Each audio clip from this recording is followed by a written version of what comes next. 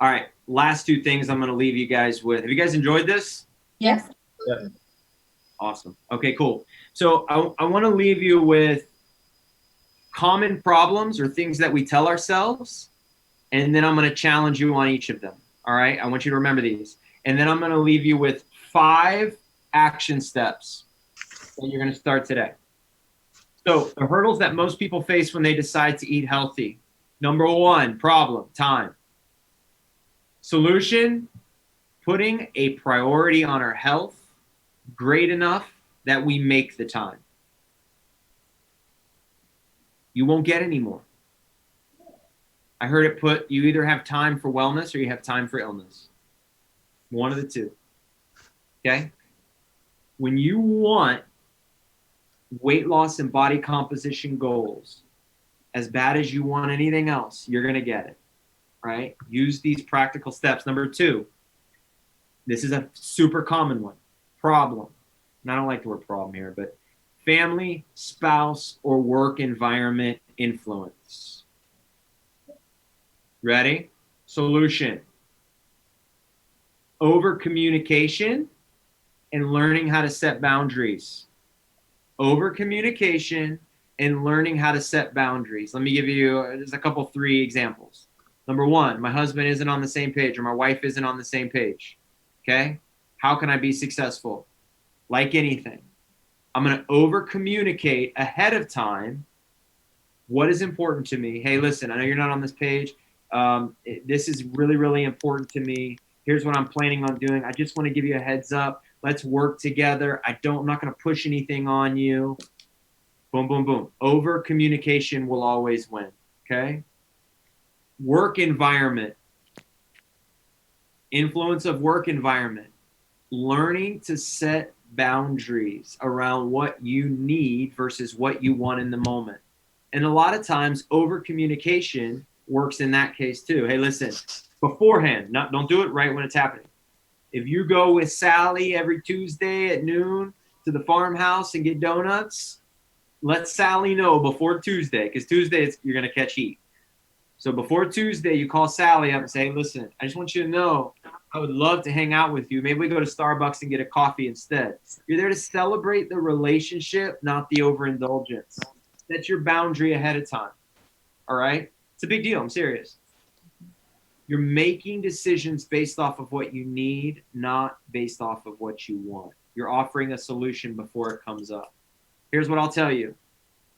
Don't be surprised when you start making changes. Not everyone is on the same journey.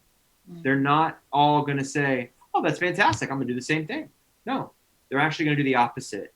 They're going to give you crap. Part of that in reality is because of there's probably some things that they know that you're kind of stirring up that they need to change. And by watching you change, it kind of gets to them a little bit. All right? First, they'll ask you why. What are you doing this for? You don't need to lose weight. You look amazing. Come on, you're married. And then they'll ask you how. After you're successful with it, they'll go, hey, listen, how did you do this? That's how it works. Okay? I've seen it a million times. A million times. Over communication, setting boundaries. Problem, not knowing what to eat. Solution, doing things like this. Education and also coaching. Sometimes that coaching requires an investment. Care enough to make the investment.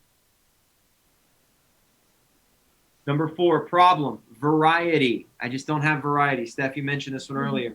Solution, cookbooks, the one that I listed. Also, the live online members lounge. There are recipes being posted in there nonstop. If you go through the nutrition program, you get access to that, okay? But there's a ton of that. Once you know protein, fats, and carbs of what your body needs in calories, you can make decisions based on that. You can see a recipe on Pinterest and know if you should have it or not. You filter your decisions through all of this information. Number 5, problem, social life. How can I have a social life and do this? It's not possible. 85% rule, okay? If you're handling your business, logging your food, doing what you need to do 85% of the time, you will be successful.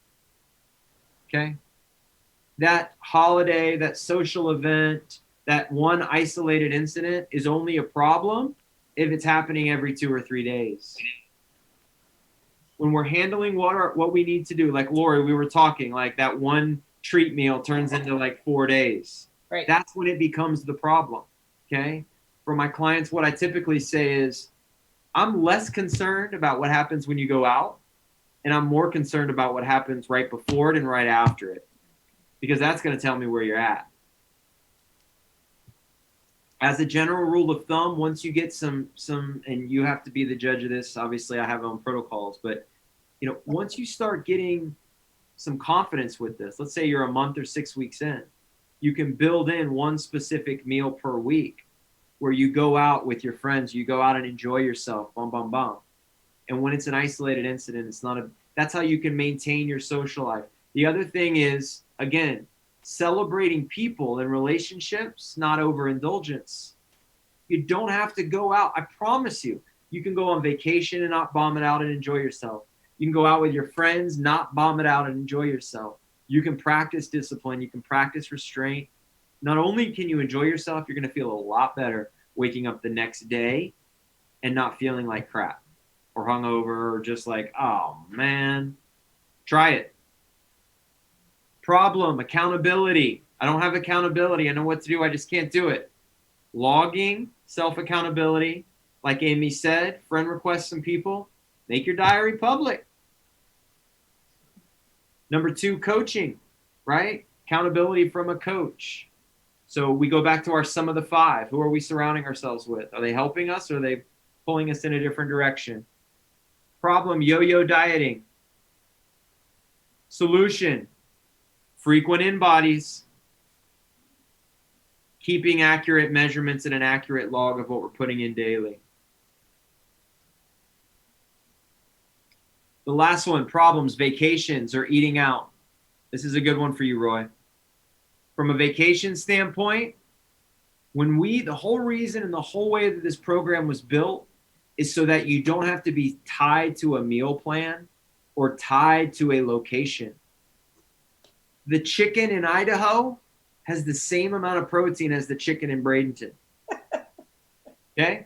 If you're taking a vacation in Idaho, I mean, not that it's bad. Exactly. Chicago only, right? The food is the same. Okay, the nutrients are similar. When we're going on vacation, this is the rule. Be intentional before you go. Ask yourself this question. What do I want to accomplish out of this vacation? Make the decision ahead of time. Say, do I want to make progress while I'm gone? Or do I want to set it all down and deal with the results and the consequences when I get back? But you have to make that decision, because otherwise you're going to be there hating yourself because you're eating all this and you're doing this and you're, I shouldn't eat that, but I am. But how am I going to enjoy it?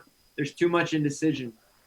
So what you can do is, if you decide to continue to make progress while you're on vacation, then just strategize a little bit. Bring your supplements with you. Limit the amount of time that you're eating out while you're gone or you're bombing out. Okay? If you have to eat out, one of the secrets that I usually give people is, remember, you're not limited to only the menu. You can order things off of the menu. You're ordering based off of what you need. If you go to, let's say you end up at Applebee's, you do not have to order just the quesadilla burger. You don't. You can order, hey, listen, real quick. Well, what do I know I need? I know I need protein, right?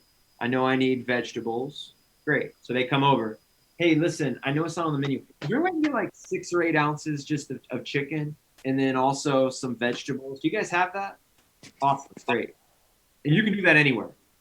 You can literally do, it doesn't have to be chicken. It could be turkey. It could be beef. It could be bum, bum, bum, bum. It could be your protein.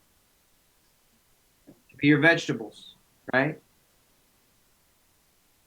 That's how to eat out. So when you understand nutrients, instead of just following a plan, when you understand them, you understand how to make those decisions, okay?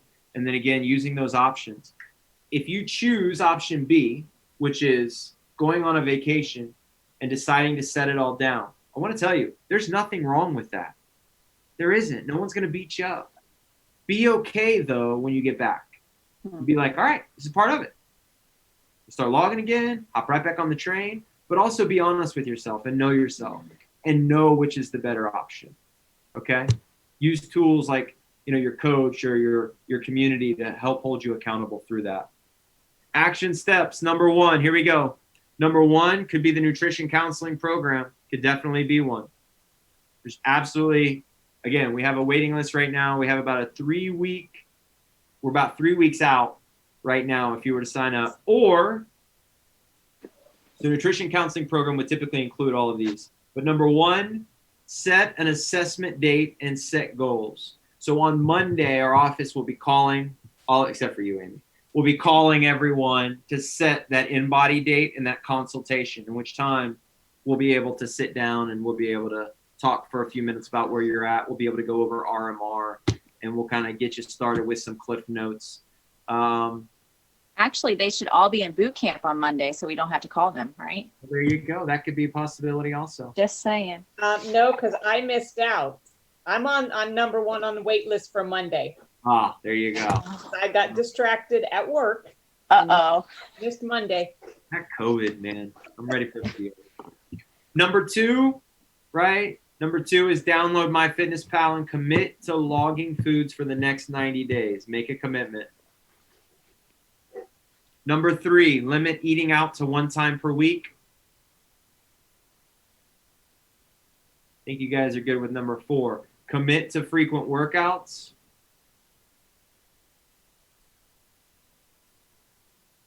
And then number 5, reassess every 6 weeks. So another InBody. And we have a deal right now on InBodies.